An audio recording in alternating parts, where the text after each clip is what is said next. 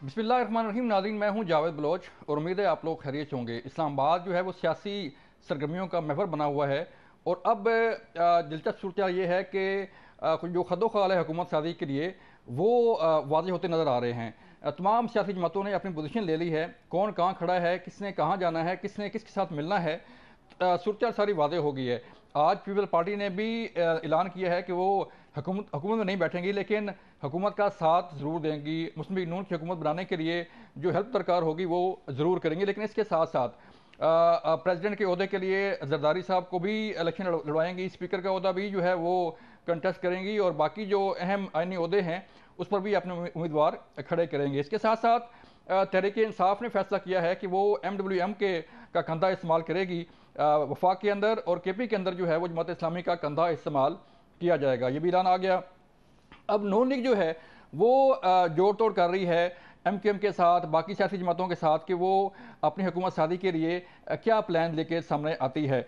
आज का प्रोग्राम में हम बात करेंगे कि सियासत जो है वो किस तरफ जा रही है और कब तक हुकूमत सादी का अमल ये मुकम्मल हो जाएगा। पीपल पार्टी आगे कौमी असम्बली में क्या सियासत करेगी, तहरीक इंसाफ क्या करेगी, नून लीग किस तरफ जा रही है, इसके लिए हम बात करने जा रहे हैं। मौजूद मौजूद हैं पीपल पार्टी के इंतहाई सीनियर रहनुमा सेक्रेटरी जनरल पीपल पार्टी जनाब नैयब बुखारी साहब, उनसे बात करेंगे। फिर हमारे साथ मौजूद होंगे राजा रियाज साहब, उनसे बात करेंगे, और शुएब शाहीन साहब तहरीक इंसाफ से जो हैं उनसे भी बात करेंगे। सबसे पहले हम चलते हैं नैयब बुखारी साहब के साथ। बुखारी साहब अस्सलाम वालेकुम। वालेकुम अस्सलाम। बुखारी साहब, आज बड़ा अहम फैसला किया आपकी CEC ने, और आप हुकूमत में तो शामिल नहीं होंगे लेकिन हुकूमत बनाने में और हुकूमत चलाने में जो है वो ज़रूर साथ होंगे नून लीग के। तो इस फैसले को अगर हम देखें तो एक तरफ आप हुकूमत में शामिल नहीं है, लेकिन जो आइनी ओहदे हैं वो आप भी उसमें अपना उम्मीदवार खड़ा करेंगे। आपने बिलावल साहब ने कहा कि जरदारी साहब जो है वो हमारे कैंडिडेट हैं प्रेसिडेंटशिप के लिए, स्पीकर का ओहदा भी आप जो है वो कंटेस्ट करेंगे। तो ये तो फिर हुकूमत में है भी सही और नहीं भी सर। ऑब्वियसली बड़ी वजाहत कर दी चेयरमैन साहब ने, आपने मुझे भी किया कि जो नेशनल असेंबली की सूरत थी, जिस किस्म का स्प्लिट मैंडेट था, उसमें वे फॉरवर्ड क्या था। पाकिस्तान पीपल्स पार्टी का कभी भी स्टबर्न एटीट्यूड नहीं रहा, और मैं समझा कि इस मुल्क में पॉलिटिकल इंस्टीट्यूशंस को बचाना है और पॉलिटिकल प्रोसेस को आगे लेके चलना है और सिस्टम की कंटिन्यूटी बिलीव करता है, ये फैसला किया।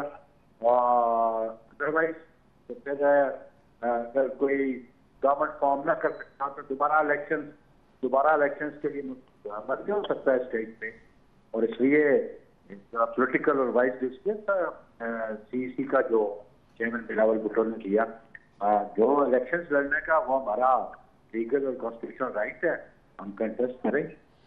लेकिन बुखारी साहब, जारी बात है नून लीग जो है वो आपकी सपोर्ट के बगैर हुकूमत बना नहीं सकती।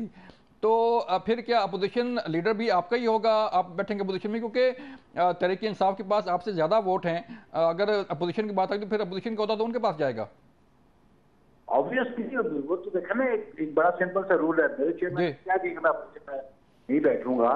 लेकिन वो तो आप देखें, आप नेशनल असेंबली के ये रूल है, उसके मुताबिक जिस के पास के पास majority of the opposition benches होगी वो लीडर ऑफ अपोजिशन हो।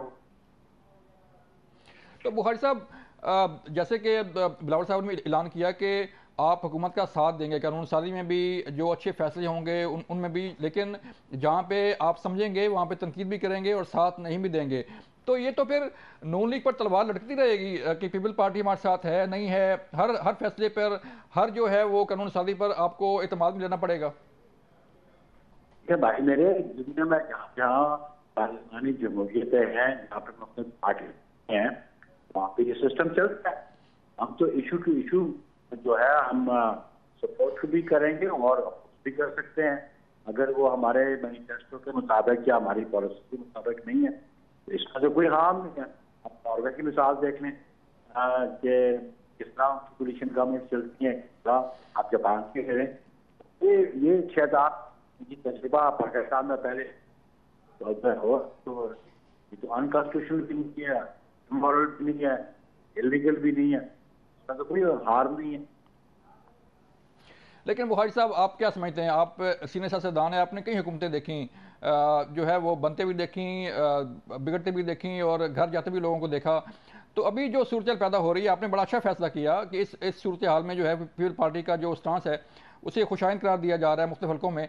तो आप क्या समझते हैं सर कि जो नून लीग की हुकूमत होगी आपके बगैर, आप उसमें शामिल नहीं होंगे, तो किस हद तक मजबूत होगी सर? देखिए, हम तो शामिल है ना, हम हुकूमत में नॉन एलिमेंट के साथ है, हुकूमत तो हम बनवा रहे हैं। आप कैसे करेंगे हम शामिल नहीं होंगे? हम कैबिनेट के मेंबर नहीं होंगे, हम पार्लियामान में मौजूद होंगे और पार्लियामेंट्री जो प्रोसीडिंग्स हैं उनमें हमारा शेयर होगा, उस पर चाहे वो कमेटीज हैं। और आपको पता है कि पार्लियामेंट में फंक्शन जो हैं, जो फंक्शन बड़ी इंपॉर्टेंट है, उसमें तो हम बिल्कुल उनको सपोर्ट कर रहे हैं कि लीडरशिप उनके पास जाए। सेम टाइम जो फैसला किया कि हम कैबिनेट के स्लॉट को ही देंगे। तो सर ये जो अब जारी बात है, आप पीडीएम में रहे, फिर एक महंगाई का तूफान आया, आप पे तनकीद हुई, आप इलेक्शन में गए, उसका असर भी इलेक्शन पे हमने देखा कि अवाम ने जो है आप पर तनकीद की, पीडीएम में जो जमातें शामिल थीं। तो अब जबकि वापस आ रही हैं कौमी असम्बली में नून लीग और पीपल पार्टी, तो जो चैलेंजेस हैं सर वो क्या फेस करने पड़ेंगे? आप समझते हैं कि गवर्नमेंट करना आसान होगा इस सूरत हाल में नून लीग के लिए या आप लोगों के लिए जो आप उसका साथ देंगे? नहीं, बड़ी टफ इकोनॉमिक सिचुएशन है अभी भी। आप देखें, अगर आप गवर्नमेंट को नहीं बनाते अभी और आप फिर इलेक्शन में चले जाते तो IMF के साथ जो एग्रीमेंट है वो सॉफ्ट हो जाते, उनकी कंटिन्यूटी ना होती। मैं कहना चाहना था तो पीपल्स पार्टी ने जो नेशनल इंटरेस्ट में ये फैसला किया कि हमने जो पावन का है वो नेशनल इंटरेस्ट में, जो अगर स्टेट को गवर्नमेंट नहीं करती IMF के साथ, अगर आपके मामला तय नहीं होते तो आपकी जो इकोनॉमी और शटर हो जाएगी।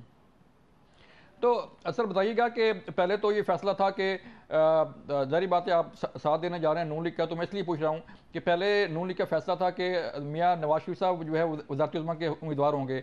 तो अब आपके इल्म में है कि कोई उनके लिए उनकी तरफ से कौन उम्मीदवार जो है वो होगा, उसको आप सपोर्ट करेंगे? ये उनका इंटरनल मिलेगा, इसका हमारा कंसर्न नहीं है। चलें, बहुत शुक्रिया नईब बुखारी साहब। ये थे बुखारी साहब जो पीपल पार्टी का मौक़िफ़ पेश कर रहे थे जो आज फैसला हुआ CEC में, उसके मुतालिक बता रहे थे कि हमने क्यों फैसला किया कि नून लीग का साथ देंगे और नून लीग का जो है वो साथ देने के साथ साथ हम हुकूमत का हिस्सा नहीं होंगे। मिलते हैं एक ब्रेक के बाद। जब ब्रेक से वापस आएंगे तो फिर बात करेंगे कि नून लीग जो है वो अपनी हुकूमत कैसे बनाएगी, किस तरह स्टेबल हुकूमत होगी और जो चैलेंजेस हैं उसका सामना कैसे किया जाएगा। मिलते हैं ब्रेक के बाद। वेलकम बैक नाज़रीन। हम बात कर रहे थे कि तहरीक इंसाफ ने दो जमातों के साथ इत्तेहाद का फैसला किया है, एक मरकज़ में MWM के साथ और KP के अंदर जमात इस्लामी के साथ इत्तेहादी होंगे, हुकूमतें बनाएंगे, हुकूमत के लिए कोशिशें की जा रही हैं। हमारे साथ बात करने के लिए मौजूद हैं शुएब शाहीन साहब।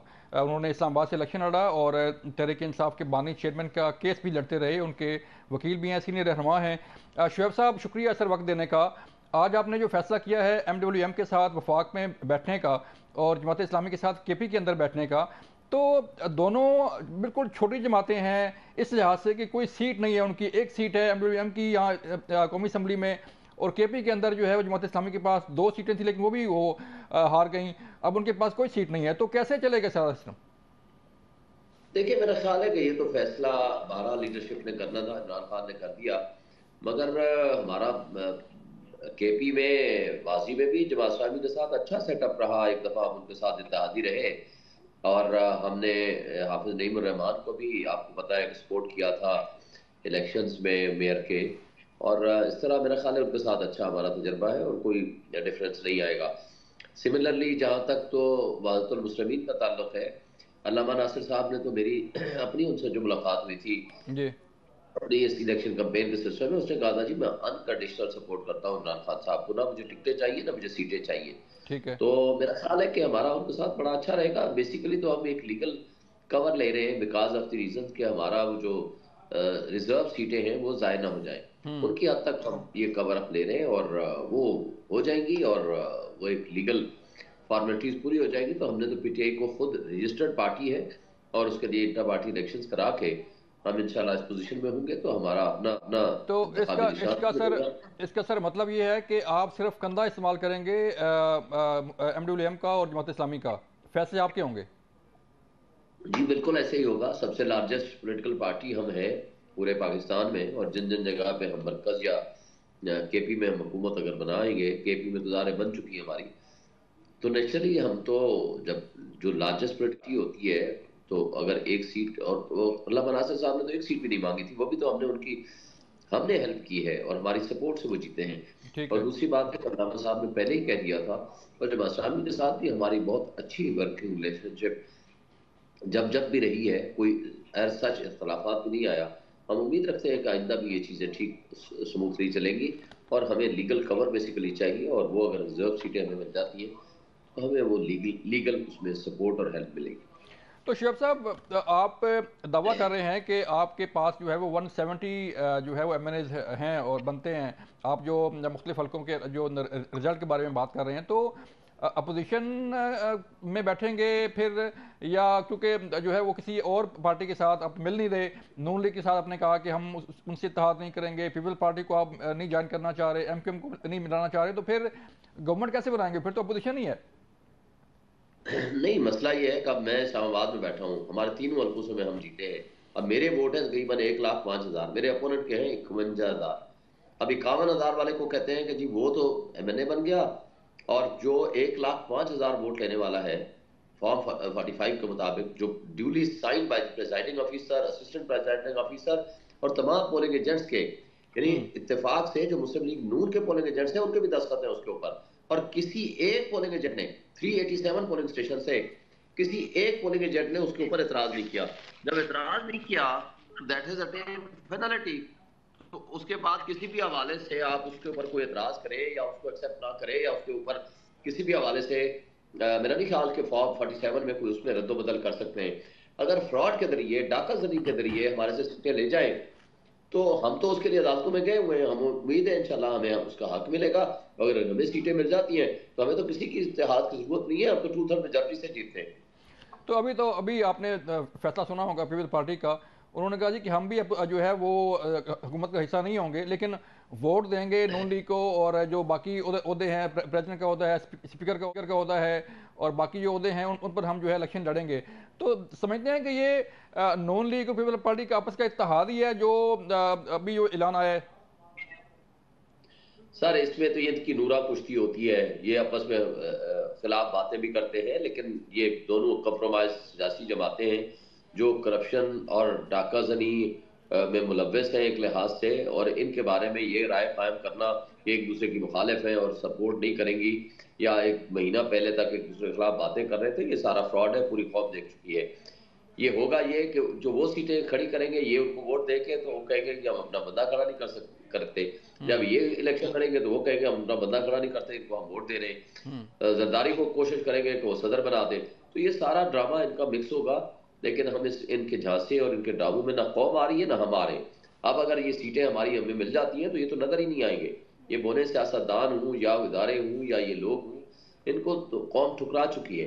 अब अगर आप यक जुम्बिश कलम, आप अगर एक पार्टी के दर्जनों के तादाद में आप MNAs को साइडलाइन कर दें जो इलेक्टेड MNA हैं, और उनकी जगह पे कठपुतली MNAs लेकर आ जाएं, तो कठपुतलियों के जरिए आप एक ड्रामा तो रचा सकते हैं, मगर ना वो जमहूरियत है, ना वो आइन है, ना वो कानूनी है, ना उसकी कोई लेकिन हैसियत है। शुएब भाई, तहरीक इंसाफ कौन सी पॉलिटिक्स कर रही है? जारी बात है, आपने विद इन पार्लियामेंट पॉलिटिक्स करनी है ना, जो सियासी कुत्ते हैं उनके साथ मिल बैठना है, उनसे बातचीत करनी है, तभी रस्ते निकलते हैं ना। आपने तो फैसला कर लिया कि ना हम नून लीग के साथ बैठेंगे, ना पीपल पार्टी के साथ बैठेंगे, ना MQM के साथ बैठेंगे, तो फिर जारी बात है फिर सियासी फैसले तो नहीं है आपके बिना, सिर्फ जिद और अनाद ही है। देखें मेरी सीट, फर्ज करो मैं इस्लामाबाद की तीनों सीटें हम जीते हैं, जी। मैं जाकर के उनके साथ जाकर बैठ जाऊं जिन्होंने डाका डाला है। अब उन डाकों के साथ मैं बैठ के, जिनने लोगों के हुकूक के ऊपर डाका डाला है, उनके साथ मैं सिर्फ सियासत बराए सियासत के लिए जाकर के सिर्फ इस बात पे बहस करूं कि जनाब आप बता दें कितने हमें फायदा दे रहे हैं, कितना मैं आपको फायदा दे रहा हूं। अगर हमने यही सियासत करनी है तो फिर ऐसी सियासत का फायदा, हम तो भाई प्रिंसिपल स्टैंड लेकर आए हैं, हम एक रेफरेंडम करा कर आए हैं, दुनिया पूरी ने देखा, कौम हमारे साथ खड़ी है, पूरा इंटरनेशनल मीडिया आज बोल चुका है, इंटरनेशनल वर्ल्ड बल्कि बोल रही है हमारे हक में, और आपका पूरा मीडिया ने देखा हम किस तरह और किस लीड से जीते हैं। अब इस्लामाबाद की मेरी ये सीट है, पूरे मुख्तदर इदारे सारे इसी के अंदर है। मुझे बताएं पाकिस्तान की कौन सी सीट है जिसको हम अनडू हम कोई बेनिफिट मांग रहे हैं? हम कह रहे हैं हम फॉर्म 45 हमारे पास मौजूद है, उसकी रोशनी में आप फैसला कर दो, जिसका हक है उसको मिल जाए। अगर आप जिन्होंने डाका डाला है या जो उनके फैसिलिटेटर्स हैं, हम उनके पीछे जाकर के खैरात में भीख मांगेंगे, जनाब आ जाओ हमें भी इख्तिदार दे दो, या आप आ जाओ हम आपको इख्तिदार में ले आए, तो फिर ऐसी सियासत से तो बेहतर है कि हम फिर अपोजिशन में बैठ जाए। तो शोएब साहब क्या समझते हैं कि जो राना सनाउल्लाह हार गए वो भी डाका था, ख्वाजा साद रफीक हार गए वो भी डाका था, खुर्रम सकीर हार गए वो भी डाका था? फिर नहीं, ऐसी बात नहीं है। बात यह है कि जहां जहां उन्होंने एक सिर्फ मैसेज देने के लिए चंद एक लोगों को एक मैसेज दे दिया कि हाँ बड़े लोग हैं सर, बड़े बड़े सियासतदान हैं उनके। भाई देखें, हार गए तो उन्हें हारना ही था ना, वो ले आए ना अपने फॉर्म 45, आज आकर क्लेम करें कि हाँ जी हम जीते हैं, हम तो अदालतों में खड़े हैं ना, मेरे पास है ना फॉर्म 45, आ जाए 1,05,000 मेरा वोट है। तारिक फजल को कहें आज आपको भेज दे, सोशल मीडिया पे डाल दे, पब्लिक में डाल दे, आकर कहे कि जी हाँ वो मेरे से जीता है, जो उनके अपने पोलिंग एजेंट के साइन है। अगर आप फ्रॉड करते हैं या आप जाकर फोर्जरी करते हैं या किसी के साथ मिली भगत करते हैं या चोर दरवाजा इस्तेमाल करते हैं, यानी जो मेरा वोट है उसके मुकाबले में वो जो डिफरेंस है वो भी उससे ज्यादा है, अगर ये तर्ज अमल उन लोगों का है तो हम तो फिर क्या उनसे बात कर सकते हैं? अगर वो हारे हैं तो जायज हारे हैं, अगर वो उनके साथ जाती हुई ये आ जाए, वो कह दे कि हमारे पास ये फॉर्म है, हमने इतने वोट लिए, हमारे साथ जाती हुई है, गलत हम हमें हराए गए, आ जाए बिल्कुल मैदान खाली है, आकर के हमारे साथ मुनाजरे में बैठ जाए, सोशल मीडिया में डाल दें कि ये मेरे पास फॉर्म है, मैं आपको अभी भेज देता हूं पीडीएफ में, पूरे 387 पोलिंग स्टेशन के हैं जहां इनके पोलिंग एजेंट के दस्तखत के साथ मैं आपको देता हूं। तो फिर भी अगर ये लोग कहें कि नहीं जी हम नहीं मानते, जहां इनका और मेरा डिफरेंस ही उससे ज्यादा है जितना इसने वोट लिए, तो और अगर रात की तारीखी में ऐसे डाका जनी हो जाए और उनको हम जाकर बैठे और जी हम आपके साथ मुज़ाकरात करना चाहते हैं, हम तो ऐसी सियासत के ना कायल है ना इमरान खान साहब कायल है। नहीं सर देखें, अब जब आप कौमी असम्बली में आ गए हैं, आपको सीटें मिल गई हैं, तो जारी बात है नेचुरली आपको फिर भी बैठना तो पड़ेगा ना। अगर आप अपोजिशन में बैठे हैं फिर भी आपको हुकूमत के साथ चलना होगा, हुकूमत के साथ बातचीत करनी होगी, ऐसे कई फैसले आते हैं, कानून साजी होती है। तो जब आप बैठेंगे नहीं, बात नहीं करेंगे, तो फिर मसाइल कैसे हल होंगे, मुल्क कैसे चलेगा फिर?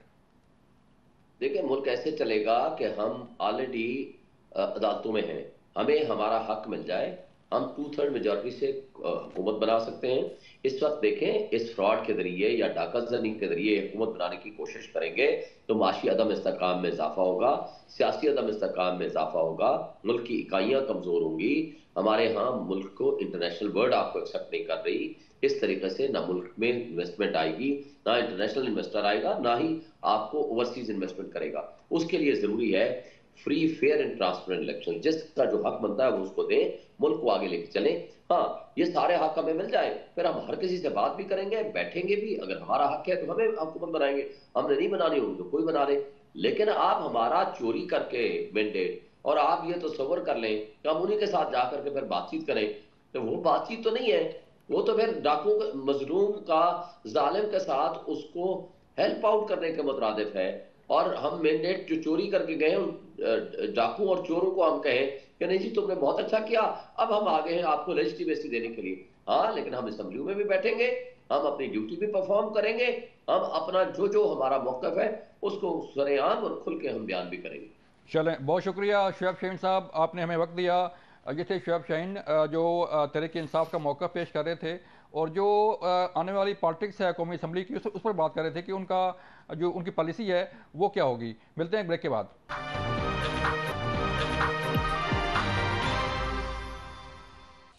वेलकम बैक नाज़रीन, हम बात कर रहे थे कि तहरीक इंसाफ की सियासत किस तरफ जा रही है, नून लीग हुकूमत बनाने जा रही है और पीपल्स पार्टी उसका साथ देने जा रही है। तो क्या ये हुकूमत स्टेबल होगी? क्या जो चैलेंजेस हैं मुल्क को वो काबू पालेंगे? जो मसाइल हैं आवाम के वो हल होंगे कि नहीं होंगे? इस पर बात करने जा रहे हैं। मोहसिन शाहनवाज रंजा साहब मुस्लिम लीग नून के सीनियर रहनुमा हैं, उनसे बात करेंगे कि आखिर ये नून लीग की जो हुकूमत बनेगी वो किस हद तक स्टेबल होगी, क्योंकि मामला जो है वो स्टेबिलिटी का है। चौधरी साहब शुक्रिया सर हमें वक्त देने का। बताइएगा कि आज बड़ा अहम फैसला आया है सीईसी पीपल्स पार्टी का, उन्होंने आपका साथ देने का तो ऐलान किया लेकिन हुकूमत में शामिल नहीं होंगे, तो नून लीग किस हद तक स्टेबल गवर्नमेंट होगी सर? देखिए, जहाँ तक हमें मुल्क की स्टेबिलिटी को और इन सब चीज़ों को आगे लेके चलना है, ये एक बहुत अहम मामला है। और हमें बिल्कुल इसके बीच में बड़ा पाकिस्तान के लिए, देखिए हमने पहले भी पाकिस्तान के लिए कुर्बानी दी थी और कहा था कि हमें पता था कि जी 1.5 साल के बीच में जो पिछले 5 साल का जो गैप है, जो पिछले 5 साल की कोताहियां हैं, या जो पीछे बैकलॉग था, जो तहरीक इंसाफ के दौर के बीच में इकोनॉमी को जो मिसमैनेज किया गया था, क्राइसिस एक था मुल्क में, फाइनेंशियल क्राइसिस था, उसको हम किस तरीके से हैंडल जी करेंगे, वो हमने 1.5 साल में उस चीजों को फिक्स करने की कोशिश की। लेकिन देखिए, बात ये है, आपने सोचना तो पाकिस्तान के बारे में। अब पाकिस्तान का जितना बिजनेसमैन है, ऐसा ही है। कारोबारी तबका है, वो सारा देख रहा है कि नेशनल असेंबली जब क्या गवर्नमेंट बनेगी, किस तरह से गवर्नमेंट आगे चलेगी। पाकिस्तान इस वक्त बिल्कुल मुतमिल नहीं हो सकता, ना किसी लॉकडाउन का, ना किसी क्रैकडाउन का, ना किसी धरने का, ना धरना 1, ना धरना 2, नथिंग। आपको इस वक्त बड़ा जी जी पाकिस्तान को आगे लेके जाने के लिए बोल्ड फैसलों की जरूरत है, बोल्ड लीडरशिप की जरूरत है, और डिफिकल्ट डिसीजन भी करने पड़ेंगे। और मेरा ख्याल है सारी पॉलिटिकल पार्टीज अगर ठीक है। इसमें गवर्नमेंट का हिस्सा नहीं भी बने, तो उसके बाद ये है कि वो कम से कम अगर सपोर्ट भी करें, तो I think that is going to be a good G G start. PMLN जो है उसके साथ भी आगे जाए, और फिर उसके बीच में अगर कोई एडवेंचर वगैरह हो, अगर कोई धरने देने की कोशिश करें या लॉकडाउन करने की कोशिश करें, उसको सेंसिबली सारों को हैंडल करना चाहिए, क्योंकि पाकिस्तान अब मुतमिल नहीं हो सकता किसी चीज का। ठीक है। जो सर हमने हमने हमने देखा सर कि आपने जो अपनी हार तस्लीम की, आपका ट्वीट हमने देखा, आपने बड़े खुले दिल के साथ अपनी हार तस्लीम की। ख्वाजा साद रफ़ीक ने अपनी हार तस्लीम की, लेकिन इसके बावजूद जो है कुछ ऐसे वाक़यात हमें देखने को मिले कि फायरिंग का, हमलों का। तो तहरीक इंसाफ की सियासत अब भी वही है कि धरनों की सियासत और इंतशार की सियासत सर? यकीनी तौर पे आप ये देखिए कि आप हम लोग तकरीबन मेरे हल्के में आप समझ लें कि 10 साल बाद मेरा मुखालिफ गढ़ा जो है वो जीता है। अब 10 साल का मैं जी ये जी भी कह सकता हूँ कि 10 साल की वो फ्रस्ट्रेशन थी, जो हार थी उनके बीच में स्टक हुई थी, जिसका रिएक्शन उन्होंने 10 साल बाद उनको जब मिला, तो तहरीक इंसाफ ने 10 साल बाद सीटें जीती ना हमारे हल्के। 13 भी हम जीत जी गए जी थे, 3 भी हम जीत गए थे। तो ये इसका एक रिएक्शन भी हो सकता है कि इंडिविजुअली तौर पे उन्होंने मेरे हल्के में, मतलब मेरे जितने भी सपोर्टर्स थे उनके घरों के बाहर जाके हवाई फायरिंग की, लोगों को डराया धमकाया, देख लेंगे ये कर लेंगे, ये जानते भी हुए कि उनकी जो गवर्नमेंट है पंजाब में बनने के चांसेस कम है। उसके बावजूद वो लोगों को अगर ये कर रहे हैं, तो आप यहाँ से सोचें कि माइंडसेट क्या बन चुका है। तो अगर ये माइंडसेट है, और जहाँ पे मैं उनकी अपनी हार को तस्लीम करके उनको मुबारकबाद दे चुका हूँ, और वो एक बड़ा मैंने ऑनरेबल तरीके से उनको कन्वे किया, बल्कि उनके कुछ बड़ों के मुझे मैसेज भी आया कि आपका शुक्रिया कि आपने ये एडमिट किया, और आपने जाके वहाँ पे फॉर्म जी जी 45 का रौला नहीं डाला, आपने जाके रिकाउंटिंग की एप्लीकेशन नहीं दी, आपने सारा, तो आपका शुक्रिया। लेकिन जो लोअर टियर है, वहाँ पे ये चीजें बाकी देखने में आ रही हैं। तो मेरा ख्याल है कि जो भी गवर्नमेंट फॉर्म होगी, इसको लॉ एंड ऑर्डर को बहुत प्रायोरिटी देनी पड़ेगी। आपको लोगों को लोअर लेवल पे, लोएस्ट ईयर पे जाके आपको पूरी जो एक कंसोलिडेशन का प्रोसेस है उसको करना पड़ेगा। आपको लोगों को समझाना पड़ेगा, चाहे वो PTI के वोटर हैं, चाहे वो PMLN के वोटर हैं, कि ये लड़ाई झगड़े में पाकिस्तान की बुराई है, पाकिस्तान की बेहतरी नहीं है, पाकिस्तान को नुकसान है। तो इसके लिए गवर्नमेंट की तरफ से भी एफर्ट सही। चाहिए होगी, ऑपोजिशन की तरफ से भी एफर्ट चाहिए होगी।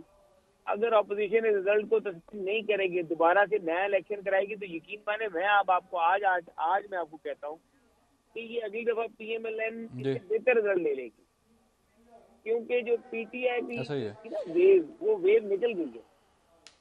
अब वो वेव, अब वो चीजों को नहीं, लेकिन जो सब हम सोच रहे हैं कि हम री इलेक्शन में जाना चाहते हैं, या हम धरने देंगे और दोबारा से गवर्नमेंट को कराएं और फिर हम दोबारा इलेक्शन कराएं, वो टाइम अब निकल गया इनके हाथ। इनको अब कंसोलिडेट करके लेकिन असेंबली के बीच में रह के अपने आप को स्ट्रेंथन करना चाहिए। जैसे हमने देखा कि आज ये पीपल्स पार्टी ने बड़ा अच्छा फैसला किया कि वो नून लीग का साथ देने के लिए तैयार है, हुकूमत में बैठे ना बैठे लेकिन नून लीग के साथ खड़ी होगी। वसी तक मफाद में उन्होंने कहा कि हम साथ होंगे। लेकिन हम ये भी देख रहे हैं कि तहरीक इंसाफ जो है वो बिल्कुल मैना मानू वाली बात कर रही है। एक तरफ तो कौमी असम्बली में आ रही है, लेकिन किसी पार्टी के साथ बैठने को तैयार नहीं, कोई बात करने को तैयार नहीं। और बानी चेयरमैन तहरीक इंसाफ के उन्होंने कहा जी मैं तो बिल्कुल बैठने को तैयार नहीं, नून लीग के साथ, पीपल पार्टी के साथ, एमक्यूएम के साथ बात करने को तैयार नहीं, तो ये फिर जब आपस में नहीं बैठेंगे सियासी जमातों तो फिर मसाइल कैसे हल होंगे? देखिए, अगर वो नहीं बैठेंगे या वो जो भी करेंगे, जो तरीकाकार वो अपनाएंगे, जो कुछ करेंगे, उसके बीच में आप ये देखें, by the end of the day वो हाउस को ना वो रोक सकते हैं, ना वो लेजिस्लेशन रोक सकते हैं, वो कुछ नहीं कर सकते, क्योंकि तो नंबर पे होगा ना सारा। तो वो क्या कर लेंगे? आपको पता है पहले भी वो बायकॉट कर गए थे, तो नेशनल तो चलती रही अंडर द कॉन्स्टिट्यूशन, तो नुकसान ही करेंगे अपना। इमरान ने 2 बड़ी मेजर गलतियां की। एक, उसने अपनी केपी में गवर्नमेंट खत्म की, उसने पंजाब में गवर्नमेंट खत्म, फिर उसने मरकज में से अपने लोगों को घरों में बिठा दिया। ये उसके 2 बड़े मेजर उसके ब्लंडर। अभी भी अगर वो मैसेज लर्न नहीं करेगा, जो है वो लेसन लर्न नहीं करेगा, तो आने वाले वक्त में वो फिर उन्हीं प्रॉब्लम से दो चार होंगे जिनसे पहले तहरीक इंसाफ थी। और अगर वो ये करेगा तो that is going to be the last nail in the coffin of PTI politics. मुझे साहब, आप बैठते हैं सर नून लीग के कायद के साथ भी और आपका एक कोर कमेटी में शामिल है, सीनियर रहनुमा हैं। अब वाज़ेह हो गया कि नून लीग की हुकूमत आ रही है, पीपल पार्टी आपके साथ खड़ी है, बाकी सियासी जमातें आपके साथ खड़ी हैं, तो प्रायोरिटी क्या है सर, एजेंडा क्या है, प्लान्स क्या हैं कि जो मसाइल हैं पब्लिक के वो हल हो पाएँ? अच्छा जी, तो वो देखें कि उसके बीच में हमारा यही होगा, पहले तो इकोनॉमी,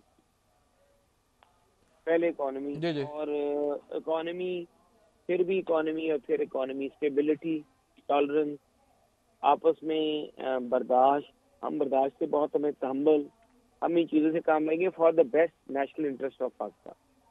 हम इन चीज़ों से काम लेके आगे चलेंगे, हमारा यही एम होगा कि हम इस तरीके से आगे चलें और मुल्क को स्टेबिलिटी की तरफ लेके जाएं। पीएमएलएन का जो सबसे बड़ा होगा वो ये होगा कि इकोनॉमी को रिवाइव किया जाए, क्योंकि जब तक पाकिस्तान की इकोनॉमी रिवाइव नहीं होगी, किसान जो है वो रिवाइव नहीं होगा, आपकी मैशत रिवाइव नहीं होगी, आपका इंडस्ट्री रिवाइव नहीं होगी, आपका एक्सपोर्ट रिवाइव नहीं होगा, तो ये पॉलिटिक्स तो भाई जी तब भी है ना जब मुल्क है। अगर आप इकोनॉमी को रिवाइव नहीं करेंगे, एवरीवन कैन टेल यू कि पाकिस्तान जो है वो मुकम्मल नहीं हो सकता किसी इकोनॉमिक क्राइसिस का। तो बीइंग एक इकोनॉमिक, बीइंग एक एटॉमिक पावर भी हमें उसको भी सामने रखते हुए, अपनी डिफेंस की जो सूरत उसको भी सामने रखते हुए, अपने नेबर जो ममालिक है उनके ताल्लुकात को सामने रखते हमें आगे बढ़ना होगा। सही। तो साहब, आपकी गवर्नमेंट आ रही है, लेकिन 16 माह आपने पीडीएम गवर्नमेंट की, मुश्किल फैसले करना पड़े, आईएमएफ सर पे खड़ा है आपके, और अब दोबारा जो है मुश्किल फैसले करना पड़ेंगे, तो आप तैयार हैं कि आपके जो इत्तेहादी होंगे या सियासी जमातें आपके साथ खड़ी होंगी वो मुश्किल फैसलों में भी आपका साथ देंगी? यकीनन तौर पे अगर वो हमारे साथ खड़े हैं तो उनको साथ देना पड़ेगा जी। This is the only way forward for Pakistan. लेकिन सर पब्लिक भी तो है ना सर, पब्लिक कहाँ जाएगी? जो सब बेरोजगारी है, महंगाई है, ऊपर से आईएमएफ है, तो पहले ही गैस की कीमतें, बिजली की कीमतें जो हैं। देखिए, पहली तो बात यह है कि अगर तो पीटीआई के पास तादाद हमसे ज्यादा है और वो किसी और पार्टी के साथ बैठने के लिए तैयार है, तो उनको गवर्नमेंट करनी चाहिए, ठीक है।